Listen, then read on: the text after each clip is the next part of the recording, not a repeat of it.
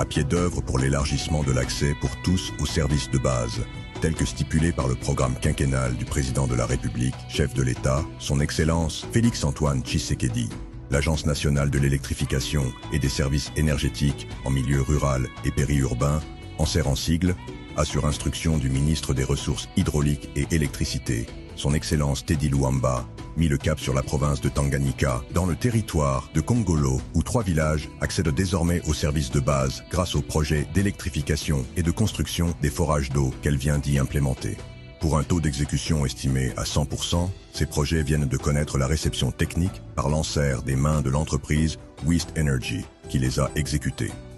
Les villages de Kayanza et Kangunga bénéficient chacun de 2 centrales solaires de puissance égale à 2 fois 70 kW crête, dotées de groupes électrogènes de secours de 50 kVA, de l'éclairage public et de l'installation des moulins.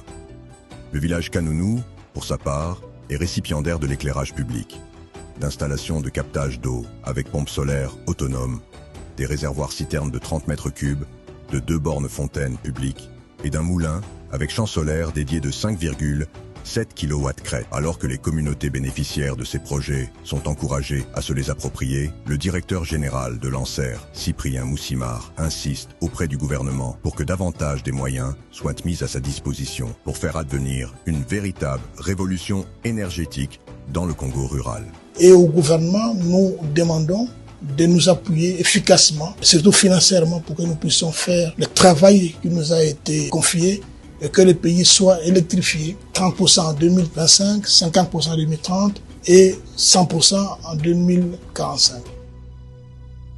ANSER, pour un nouveau jour sur la RDC.